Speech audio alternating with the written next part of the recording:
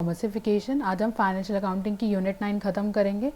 अगर आपने पार्ट 1 अभी तक नहीं देखा है तो उसका लिंक डिस्क्रिप्शन बॉक्स और कमेंट सेक्शन में गिवन है, तो आप देख सकते हैं।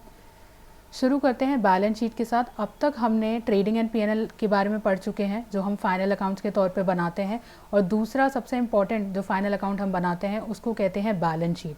बैलेंस शीट बनाने का पर्पस क्या होता है? बैलेंस शीट हम इसलिए बनाते हैं ताकि बिजनेस की फाइनेंशियल पोजीशन को जान सके, मतलब एक कंपनी की फाइनेंशियल पोजीशन क्या है वो हम बैलेंस शीट की मदद से जानते हैं। बैलेंस शीट में हमें दो चीज़ें देखने को मिलती है कि एक कंपनी की एसेट्स कितनी हैं और एक कंपनी की लायबिलिटीज़ कितनी हैं। ठीक है, तो बात समझ में आ गई। बैलेंस शीट का मतलब होता है कि किसी कंपनी की फाइनेंशियल पोजीशन को जानने के लिए हम बैलेंस शीट बनाते हैं ताकि पता चले कि उस कंपनी की एसेट्स कितनी हैं, उस कंपनी की लायबिलिटीज़ क्या हैं। और बैलेंस शीट में वही आइटम्स आते हैं जो टेम्पररी नेचर के नहीं होते हैं, वो हम अगले साल में कैरी फॉरवर्ड करते हैं। जैसे पीएनएल अकाउंट एक टेम्पररी अकाउंट बोल सकते हैं। पीएनएल अकाउंट को, ट्रेडिंग एंड पीएनएल अकाउंट को हम टेम्पररी अकाउंट बोल सकते हैं, क्योंकि हम जब ट्रेडिंग एंड पीएनएल अकाउंट एक पर्टिकुलर ईयर में बनाते हैं, वो उसी साल हम प्रॉफिट एसर्टीन करने के बाद उसको ख़त्म कर देते हैं, वो बंद हो जाता है कि इस साल का प्रॉफिट इतना निकला है। और उसमें जो आइटम्स होते हैं पीएनएल अकाउंट में, उसको हम नेक्स्ट ईयर कैरी फॉरवर्ड नहीं करते।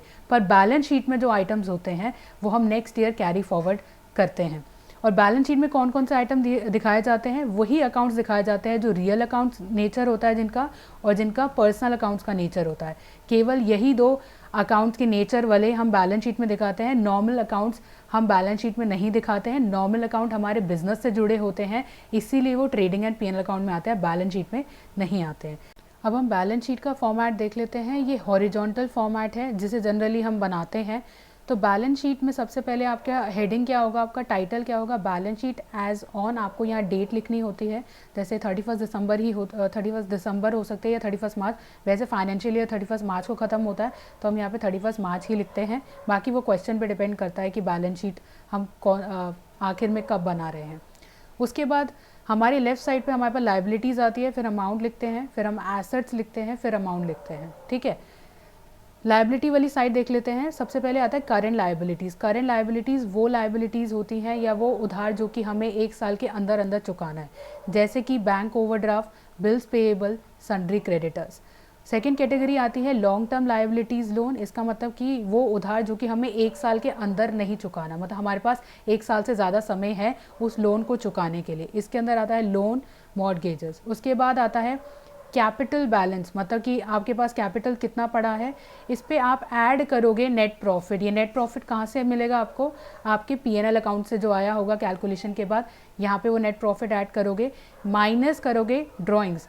ड्रॉइंग्स इसलिए माइनस की जा रही है क्योंकि आपका कैपिटल कम हो रहा है, आप पे उधार कम होता है, तो हम ड्रॉइंग्स को माइनस करते हैं। अब एसेट साइड देख लेते हैं। सबसे पहली कैटेगरी आती है करंट एसेट्स की। करंट एसेट्स वो एसेट्स होती हैं जो कि हमें इकोनॉमिक बेनिफिट देगी केवल एक साल के अंदर अंदर, जैसे कि बैंक का पैसा, बैंक में जो हमारा पैसा पड़ा है, cash, bill receivable, sundry debtors, closing stock और शॉर्ट टर्म इन्वेस्टमेंट। ठीक है, next is long term investment, मतलब वो इन्वेस्टमेंट जो कि आपने एक साल से ज़्यादा के लिए कर रखी है, मतलब उसका पीरियड जो आपने निवेश कर रखा है, जो आपने इन्वेस्टमेंट कर रखी है, उसका जो टेन्योर है वो एक साल से ज़्यादा है। उसके बाद नेक्स्ट कैटेगरी आती है फिक्स्ड एसेट्स की। फिक्स्ड एसेट में कौन कौन सी चीज़ें आती हैं, जैसे furniture, building, land, plant and machinery. उसके बाद नेक्स्ट कैटेगरी आती है इंटेंजिबल एसेट, वो एसेट जिसे हम देख नहीं सकते हैं, छू नहीं सकते, जैसे कि गुडविल, कॉपीराइट, ट्रेडमार्क, ये सब इस कैटेगरी के अंदर आती है। तो ये एक नॉर्मल फॉर्मेट है, इसे हम हॉरिजॉन्टल फॉर्मेट कहते हैं। ऐसे वाली बैलेंस शीट के फॉर्मेट को हम हॉरिजॉन्टल फॉर्मेट कहते हैं। अब एक एग्जाम्पल देख लेते हैं जिसमें हम सीखेंगे कि ट्रेडिंग एंड पीएनएल अकाउंट कैसे बनाते हैं और बैलेंस शीट कैसे बनाते हैं। तो शुरू करते हैं ट्रेडिंग अकाउंट बनाने से। सबसे पहला आइटम हमें गिवन है ओपनिंग स्टॉक 10,000 का, तो हम लिख देंगे ट्रेडिंग अकाउंट में to opening stock 10,000 debit side पे, क्योंकि ओपनिंग स्टॉक हमारे लिए एक तरह से खर्चा ही है जो कि हमने परचेजेस किया था, पिछले साल परचेज किया था, पर उस टाइम पे वो स्टॉक बिका नहीं या फिर हमने उस स्टॉक का इस्तेमाल नहीं किया और ये नेक्स्ट ईयर हमने ट्रांसफ़र कर लिया है, तो उस टाइम पे इस खर्चे को हमने नहीं माना था। क्यों नहीं माना था? क्योंकि रूल जो कहता है मैचिंग कंसेप्ट कि एक्सपेंसेस, अगर खर्चे जो हैं हमें रिटर्न जिस साल देंगे या जिस साल वो हमें रेवेन्यू बना के देगा, हम उसी साल उसको खर्चा कंसीडर करेंगे। इसीलिए हम ओपनिंग स्टॉक को नेक्स्ट ईयर में डेबिट साइड पे लिखते हैं ट्रेडिंग अकाउंट में। तो ओपनिंग स्टॉक 10,000 आ गया। नेक्स्ट आइटम गिवन है बिल्डिंग, ये बैलेंस शीट में जाएगी, बिल्स पेएबल बैलेंस शीट में जाएगा, ओवरड्राफ्ट बैलेंस शीट में जाएगा, कैपिटल बैलेंस शीट में जाएगा, फर्नीचर बैलेंस शीट में जाएगा, डिस्काउंट अलाउड हमारा पीएनएल अकाउंट में जाएगा, सेल्स हमारा सेल्स बैलेंस शीट में नहीं जाएगा, सेल्स हमारा ट्रेडिंग अकाउंट में जाएगा। तो सेल्स गिवन है 1 लाख, तो मैं लिख दूंगी by sales 1 lakh credit side पे। क्रेडिट साइड पे इसलिए आया क्योंकि क्रेडिट साइड पे हम सारी इनकम गेन लिखते हैं और डेबिट साइड पे सारे खर्चे लिखते हैं। फिर हमारे पास गिवन है लोन फ्रॉम सुरेश, ये नहीं आएगा। रेंट 2900, ये भी नहीं आएगा। बिल्स पेएबल नहीं आएगा, रिसीवेबल नहीं आएगा। परचेजेस आएगा 80,000, क्योंकि ये हमारा डायरेक्ट बिजनेस से जुड़ा है, ट्रेडिंग है हमारी, तो मैं 2 परचेजेस लिखूंगी 80,000, ठीक है। नेक्स्ट इन्वेस्टमेंट है, ये बैलेंस शीट में आएगी। फिर आता है सेल्स रिटर्न 4500 की, मतलब जो आपने सामान बेचा था उसमें से 4500 का जो सामान है वो वापस आ गया है, तो मैं सेल्स में से 4500 क्रेडिट साइड पे माइनस कर दूंगी। आपकी टोटल सेल्स 95,500 आ जाएगी। फिर हमारे पास परचेज रिटर्न गिवन है, मतलब आपने सामान खरीदा था उसमें से 4000 का सामान आपने वापस कर दिया, तो मैं परचेजेस में से माइनस कर दूंगी 4000। आपकी टोटल परचेज हो जाएगी 76,000 डेबिट साइड पे, ठीक है। अब उसके बाद इंश्योरेंस प्रीमियम हमारा उसके अंदर आएगा पीएनएल अकाउंट में, interest on loan PNL account में आएगा, एडवर्टाइजमेंट हमारा पीएनएल अकाउंट में आएगा, ड्राइंग्स हमारी बैलेंस शीट में आएगी। तो लास्ट आइटम बचा क्लोजिंग स्टॉक का, जो कि 10,000 गिवन है, वो हमारा आता है क्रेडिट साइड पे, ठीक है। कितना आ जाएगा 10,000। अब हमारे इस केस में क्रेडिट साइड जो है ज़्यादा है डेबिट साइड से, डेबिट साइड कम है और क्रेडिट साइड ज़्यादा है, तो इसका मतलब हमारा ग्रॉस प्रॉफिट निकलेगा। तो मैं क्रेडिट साइड मेरी आ रही थी 1,55,000 और डेबिट साइड आ रही थी 86,000, इसलिए मेरा ग्रॉस प्रॉफिट निकला 19,500। और इसी ग्रॉस प्रॉफिट को मैं नेक्स्ट ईयर नहीं सॉरी पीएनएल अकाउंट में ट्रांसफ़र कर दूंगी बाय ग्रॉस प्रॉफिट लिख के क्रेडिट साइड में। क्रेडिट साइड में क्यों लिखूंगी, क्योंकि क्रेडिट साइड में हमारी इनकम, प्रॉफिट और गेन्स आते हैं। तो मैंने बाय ग्रॉस प्रॉफिट लिख दिया 95,500, जो कि हमने ट्रेडिंग अकाउंट की मदद से निकाला है। अब हम एक्सपेंसेस देख लेते हैं जो जो पीएनएल अकाउंट में आएंगे। तो बिल्डिंग नहीं आएगी, बिल्डिंग जैसे मैंने कहा था बैलेंस शीट में आएगी, बिल्स पेएबल बैलेंस शीट में आएगा, ओवरड्राफ्ट बैलेंस शीट में आएगा, कैपिटल बैलेंस शीट में आएगा, फर्नीचर बैलेंस शीट में आएगा, डिस्काउंट अलाउड बैलेंस शीट में नहीं आएगा, ये पीएनएल अकाउंट में आएगा। 1000 है, तो सबसे पहला आइटम आ गया discount allowed 1000। Loan from Suresh balance sheet का पार्ट है। फिर हमारे पास रेंट आता है 2900, मैं 2900 लिख दूंगी रेंट। उसके बाद बिल रिसीवेबल आता है, ये हमारा बैलेंस शीट का पार्ट है, यहाँ नहीं आएगा। उसके बाद आता है इन्वेस्टमेंट, ये भी हमारा बैलेंस शीट का पार्ट है। इंश्योरेंस प्रीमियम हमारा खर्चा है 360 रुपये, तो मैं इंश्योरेंस प्रीमियम लिख दूंगी 360 रुपये डेबिट साइड में, क्योंकि खर्चा है। इंटरेस्ट ऑन लोन, आपने लोन पे इंटरेस्ट पे किया है, तो 300 मैं लोन लिख दूंगी डेबिट साइड पे। एडवर्टाइजमेंट आपका खर्चा है 1400 आ जाएगा। और लास्ट आइटम हमें क्वेश्चन में गिवन है ड्राइंग्स का, ये बैलेंस शीट का पार्ट है। अब इसमें भी हम डिफरेंस निकालेंगे डेबिट और क्रेडिट साइड का, और इस केस में भी हमारी क्रेडिट साइड ज़्यादा है और डेबिट साइड कम है, तो इसमें हमारा नेट प्रॉफिट आ जाएगा 13,450 का, और ये हम ट्रांसफ़र करेंगे अपनी बैलेंस शीट की लायबिलिटी साइड में और कैपिटल में जाके ऐड कर देंगे। अब देखते हैं बैलेंस शीट कैसे बनाएंगे इस एग्जाम्पल में। बैलेंस शीट देख लेते हैं। सबसे पहले जैसा हमने फॉर्मेट देखा था बैलेंस शीट का, उसी के मदद से ही हम करेंगे इसको। सबसे पहले आता है करेंट लायबिलिटी की कैटेगरी, जो मैंने आपको बताया था। करेंट लायबिलिटी वो उधार होता है जो कि आपको 1 साल के अंदर अंदर चुकाना है। तो करेंट लायबिलिटी में सबसे पहला आइटम जो हमारे पास आ रहा है वो है ओवरड्राफ्ट का, जो कि 3500 था, तो मैंने लिख दिया बैंक ओवरड्राफ्ट 3500। बिल्स पेएबल, जो बिल आपको अभी पे करने बाकी हैं वो 5000 गिवन है, तो मैं बिल्स पेएबल 5000 लिख दूंगी।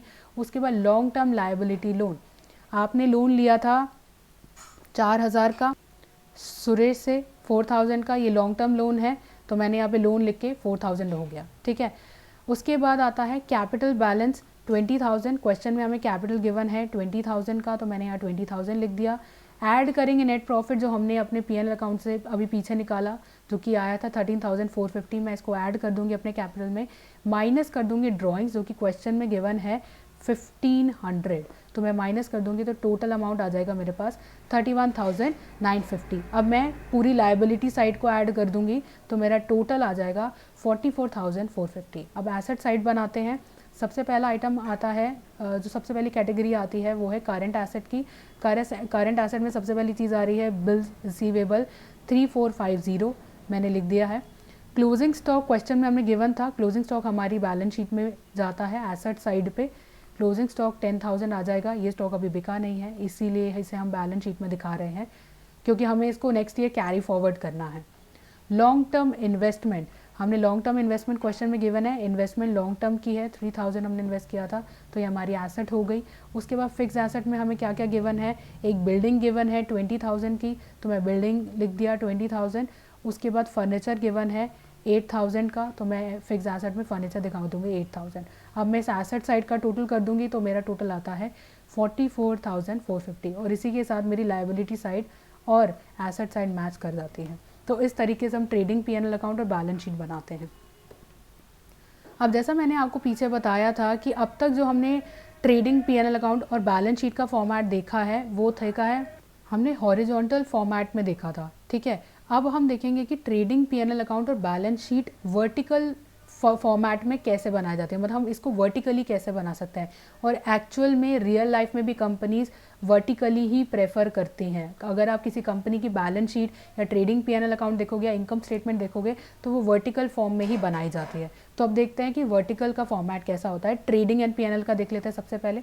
तो आपको टाइटल में लिखना होगा trading account and P&L account, profit and loss account for the year ended 31 मार्च, क्योंकि फाइनेंशियल ईयर 31 मार्च को खत्म होता है। आपको क्या लिखना है यहाँ पे, पहले पर्टिकुलर्स रुपीज़, यहाँ पे 2 कॉलम बनते हैं रुपीज़ के, और यहाँ पे एक पर्टिकुलर बनता है। सबसे पहले आपको लिखना होता है सेल्स, मतलब आपका सेल्स रेवेन्यू कितना है, आपकी कितनी सेल हुई, यहाँ पे आप ये अमाउंट लिखोगे। उसके बाद आप माइनस करोगे cost of goods sold. Cost of goods sold क्या होता है कि सामान को बेचने के लिए आपको कितना खर्चा लगा, ठीक है, कॉस्ट ऑफ गुड्स सोल्ड। इसको कैसे निकालते हैं, सबसे पहले आपको ओपनिंग स्टॉक लिखना होगा, ओपनिंग स्टॉक लिख दोगे यहाँ पे, फिर प्लस करोगे परचेजेस, मैंने यहाँ पे परचेजेस ऐड कर दिया, प्लस कर दोगे डायरेक्ट एक्सपेंसेस, तो यहाँ हम ऐड कर देंगे, माइनस कर दोगे क्लोजिंग स्टॉक, क्योंकि ये स्टॉक तो बिका ही नहीं। क्लोजिंग स्टॉक जैसे मैंने आपको बताया था, क्लोजिंग स्टॉक माइनस क्यों करता है, क्योंकि वो सामान अभी बिका ही नहीं है, उसने आपको रेवेन्यू जनरेट करके नहीं दिया। मैचिंग कंसेप्ट यही कहता है कि अगर आप कोई खर्चा करते हो और अगर वो आपको रेवेन्यू अभी नहीं बना के दे रहा, नेक्स्ट ईयर बना के देगा, तो वो आपको परचेजेस में से माइनस कर देना होता है, इसीलिए हम क्लोजिंग स्टॉक माइनस करते हैं। तो फिर आप यहाँ पे क्लोजिंग स्टॉक माइनस कर दोगे, तो इसका जो आंसर आएगा वो आप यहाँ लिखोगे, और ये सेल्स में से आप माइनस कर दोगे। ये जो अमाउंट आएगा ये जो अमाउंट आएगा आप सेल्स में से माइनस कर दोगे, तो आपके पास आ जाएगा ग्रॉस प्रॉफिट, ठीक है। अब उसके बाद हम क्या करेंगे, add other incomes. Add other income, जो अगर आपकी जो इनडायरेक्ट इनकम हुई थी और इसमें आप ऐड कर दोगे। उसके बाद माइनस कर दोगे इनडायरेक्ट एक्सपेंसेस, जैसे salary, rent, sundry expenses, insurance या और भी इनडायरेक्ट एक्सपेंसेस हैं, तो आप वो माइनस कर दोगे। यहाँ पे पहले सारे एक्सपेंसेस का टोटल कर देना, फिर अदर इनकम में से माइनस कर देना, और फिर जो भी आंसर आएगा उसे आप ग्रॉस प्रॉफिट में ऐड कर दोगे, तो आपके पास आपका नेट प्रॉफिट आ जाएगा, ठीक है। समझ में आ गया। तो इस तरीके से हम अपना ट्रेडिंग एंड P&L अकाउंट बनाते हैं, अगर आपको वर्टिकल फॉर्म में बनाना है। आगे देखते हैं कि आप बैलेंस शीट को वर्टिकल फॉर्मेट में कैसे बना सकते हो। इसमें आपको सबसे पहले पर्टिकुलर्स लिखना है और 3 कॉलम बनाने हैं रुपीज़ के। सबसे पहले आइटम कैटेगरी जो आएगी वो है फिक्स एसेट्स की, जैसे आ गया furniture, building, land, plant and machinery, और भी जो फिक्स एसेट्स होती हैं वो इस कैटेगरी में आ जाएंगी। इसका अमाउंट आप सेकंड कॉलम में लिखोगे सभी फिक्स एसेट का, फिर इन तीनों को ऐड करके या और भी जो भी फिक्स एसेट्स होंगे उन सबको ऐड करके आप थर्ड कॉलम में उसका रुपीज़ लिखोगे, अमाउंट लिखोगे। नेक्स्ट आता है करंट एसेट्स। करंट एसेट वो एसेट्स होती हैं जिसकी जो आपको इकोनॉमिक बेनिफिट देती है केवल 1 साल के लिए या 1 साल से कम। तो करंट एसेट्स में क्या क्या आ गया, bank, cash in hand, bill receivable, sundry debtors, closing stock या फिर शॉर्ट टर्म इन्वेस्टमेंट। उन सबको आप फर्स्ट कॉलम में ऐड करोगे, और फिर सेकेंड कॉलम में उसका टोटल लिख दोगे, ठीक है। उसके बाद नेक्स्ट कैटेगरी आप लिखोगे करंट लायबिलिटीज़ की। करंट लायबिलिटीज़ में क्या क्या आ गया, bank overdraft, bills payable, sundry creditors. फिर आपको इनका अमाउंट फर्स्ट कॉलम में लिखना है करंट लायबिलिटीज़ का, जैसे हमने करंट एसेट में किया था, और सेकंड कॉलम में इसका टोटल लिखना है। उसके बाद एक आप निकालोगे वर्किंग कैपिटल। वर्किंग कैपिटल कैसे निकालते हैं, करंट एसेट में से आपको माइनस करनी है करंट लायबिलिटी, ठीक है। जो हमने ये करंट एसेट निकाली है, ये जो आपने करंट एसेट निकाली है और ये जो करंट लायबिलिटी निकाली है, इसको माइनस करके आप इसका अमाउंट आप लिखोगे यहाँ पर, ठीक है। उसके बाद आता है नेट एसेट एम्प्लॉयड। ये कैसे निकालोगे, ये जो आपने फिक्स एसेट का टोटल निकाला था इसको आप ऐड करोगे इस अमाउंट में, ये जो आपने वर्किंग कैपिटल निकाला है। क्या करना है, फिर से बता रही हूँ, फिक्स एसेट के टोटल में आपको वर्किंग कैपिटल का ये जो आया है वर्किंग कैपिटल, इसको ऐड कर दोगे तो आपके पास नेट एसेट एम्प्लॉयड आ जाएगी। ठीक है, नेक्स्ट कैटेगरी आती है फाइनेंस्ड बाय, मतलब जो आप ये एसेट्स खरीद रहे हो तो इसका खर्चा करने के लिए पैसे तो चाहिए, तो वो कहाँ से आ रहे हैं। पहला तो आएगा आपके पास कैपिटल, कैपिटल में ऐड करना नेट प्रॉफिट जो कि आपका P&L अकाउंट से आपको मिला होगा। तो मैं यहाँ पे लिख दूंगी कैपिटल और नेट प्रॉफिट, यहाँ पे जो अमाउंट आएगा वो इस अमाउंट से मैच करना चाहिए।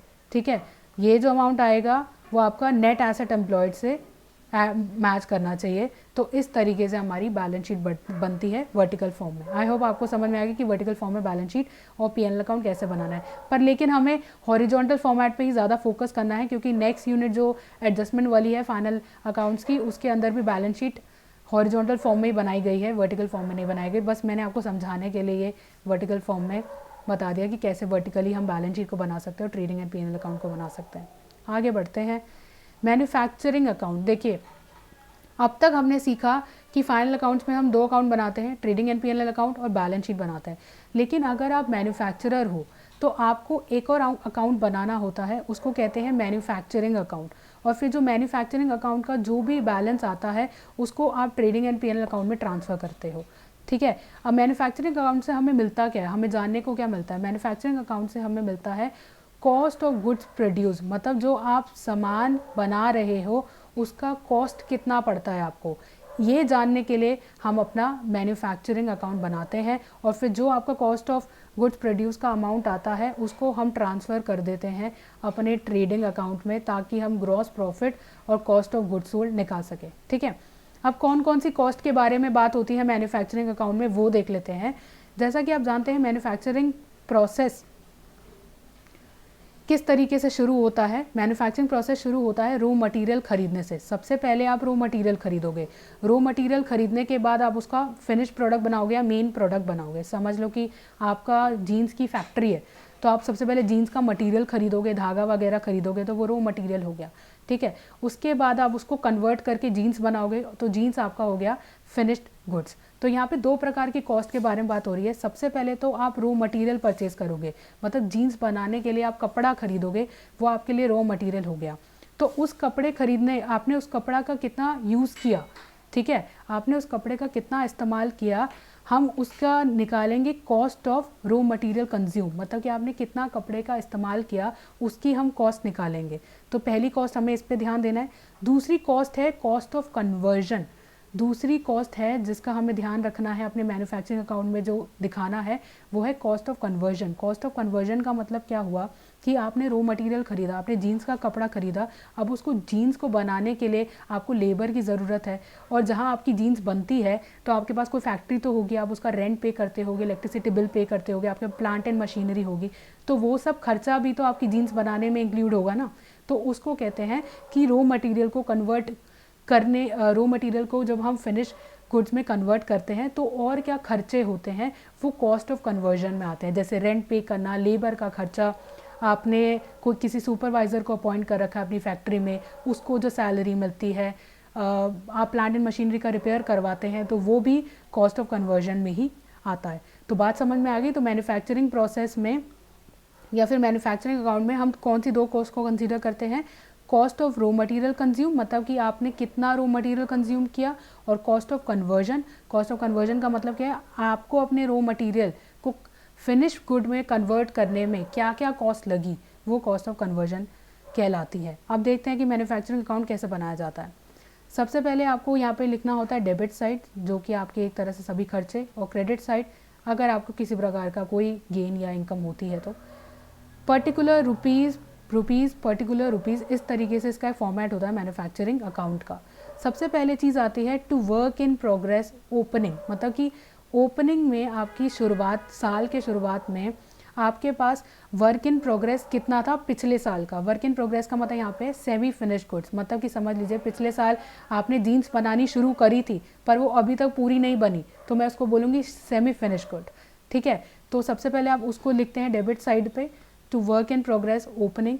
उसके बाद टू रो मटेरियल कंज्यूम, आपने कितना रो मटेरियल कंज्यूम किया, जैसे मैंने अभी आपको पीछे बताया था कि हमें cost of raw material consume calculate करना होता है, तो वो यही है रो मटेरियल कंज्यूम। सबसे पहले आता है opening stock of raw material, कि आपके पास रो मटेरियल का ओपनिंग स्टॉक कितना था, कितने जीन्स के कपड़े थे, ठीक है। ऐड करोगे परचेजेस ऑफ रो मटेरियल, मतलब अगर आपने उस साल कितना जीन्स का कपड़ा और ख़रीदा वो ऐड करोगे, माइनस करोगे closing stock of raw material, मतलब अब आप समझ लीजिए कुछ जीन्स का कपड़ा इस्तेमाल नहीं करते हो और वो उस कपड़े का इस्तेमाल आप नेक्स्ट ईयर में करने वाले हो, तो हम उसका कॉस्ट कंसीडर नहीं करेंगे, इसलिए हम माइनस कर देंगे क्लोजिंग स्टॉक। तो ये जो भी इसका आंसर आएगा रो मटेरियल कंज्यूम का, वो आप यहाँ लिख दोगे, ठीक है। उसके बाद और भी खर्चे होते हैं, जैसा मैंने आपको बताया था, जो जिसे हम कॉस्ट ऑफ कन्वर्जन कहते हैं। आपको अपने रो मटेरियल को अगर जीन्स में कन्वर्ट करना है तो और भी तो खर्चे उठाओगे ना, तो उसी खर्चों के बारे में बात कर लेते हैं। जैसे कैरेज इनवर्ड आ जाएगा, ठीक है, फ्रेट इम्पोर्ट ड्यूटी, ये सब का खर्चा इसके अंदर आ जाएगा। मैन्युफैक्चरिंग वेजेस, आप जो वेजेस पे कर रहे हैं लेबर को, motive power, coal gas and water, oil grease, factory lightning, factory insurance, repairs to factory building, plant and machinery का रिपेयर करवाना, फैक्ट्री बिल्डिंग पे जो डेप्रिसिएशन लगा है, प्लांट एंड मशीनरी पे जो डेप्रिसिएशन लगा है, तो ये सारे के सारे खर्चे आप डेबिट साइड पे दिखा दोगे। अब हम क्रेडिट साइड देख लेते हैं अपनी। क्रेडिट साइड में पहली चीज़ आती है सेल ऑफ स्क्रैप। स्क्रैप का मतलब होता है जो एकदम ख़राब माल बचा होता है, अगर आप उसको बेचते हो उससे कुछ आपको पैसा मिलता है, तो सेल ऑफ स्क्रैप है। फॉर एग्जांपल देखिए जैसे आपके पास जीन्स बनाते हो आप, तो कभी कभार होता है जीन्स में जो कपड़ा होता है पूरी तरीके से यूज़ नहीं होता, कुछ टुकड़े बच जाते हैं, उस टुकड़े को समझ लीजिए आप बेच देते हैं, या आपके पास ऐसे कुछ धागे हैं वो बच जाते हैं, उसको आप बेच देते हैं। तो जो भी आपको उसको बेचने से जो भी पैसा आता है वो आप क्रेडिट साइड में दिखाएंगे, क्या लिख के, बाय सेल ऑफ स्क्रैप लिख के, ठीक है। उसके बाद by work in progress closing, जैसे हमने ओपनिंग का, जैसे मैंने आपको ओपनिंग में बताया था कि पिछले साल का हमने लेके सेमी फिनिश गुड्स के बारे में लिखा है, तो सिमिलरली हमें क्लोजिंग का माइनस करना होता है, इसीलिए क्रेडिट साइड पे लिख रहे हैं कि जो सेमी फिनिश, मतलब समझ लीजिए कि अभी आपकी पूरी तरीके से जीन्स नहीं बनी है और वो आप नेक्स्ट ईयर में उस जीन्स को फिनिश करेंगे, पूरी बना लेंगे, तो जो जीन्स नहीं बनी है उसका खर्चा हम इसमें नहीं लेंगे, हम उसे नेक्स्ट ईयर में ही कंसिडर करेंगे। तो इसीलिए हम यहाँ पे से क्रेडिट साइड पे लिख रहे हैं by work in progress closing करके, ठीक है। उसके बाद जो डेबिट एंड क्रेडिट का बैलेंस डिफरेंस आता है वो हम यहाँ पे लिखेंगे by cost of goods produce, इतना, ठीक है, जो भी आंसर आएगा, और फिर आप इस अमाउंट को ट्रांसफ़र कर देंगे अपने ट्रेडिंग अकाउंट में। समझ में आ गया कि किस तरीके से हम मैन्युफैक्चरिंग अकाउंट बनाते हैं। यहाँ पे डेबिट साइड ज़्यादा होती है, यहाँ पे डेबिट साइड ज़्यादा होती है और क्रेडिट साइड कम होती है, क्योंकि यार देखो कोई इनकम तो नहीं हो रही, आपको थोड़ी बहुत इनकम होती है अगर आप स्क्रैप को बेचते हैं, ठीक है, और एक क्लोजिंग वर्क इन प्रोग्रेस है, इसलिए क्रेडिट साइड कम ही आएगी और डेबिट साइड ज़्यादा ही आएगी, और आपको पता चल जाएगा कि आपको अपने गुड्स को प्रोड्यूस करने के लिए कितनी कॉस्ट लगती है। फिर इस कॉस्ट को आप ट्रांसफ़र कर दोगे अपने ट्रेडिंग अकाउंट में, फिर नॉर्मली आप अपना ट्रेडिंग या पीएनएल अकाउंट बनाओगे जैसे हमने पीछे सीखा, ठीक है। आई होप आपको समझ में आएगा कि मैन्युफैक्चरिंग अकाउंट कैसे बनाते हैं। अगर आपको मेरी वीडियो पसंद आई है तो लाइक कीजिए, शेयर कीजिए, सब्सक्राइब कीजिए मेरे चैनल कॉमर्सिफिकेशन को। अब हम नेक्स्ट में यूनिट 10 शुरू करेंगे, फाइनल अकाउंट्स विद एडजस्टमेंट के साथ, ठीक है। Thank you very much, bye bye.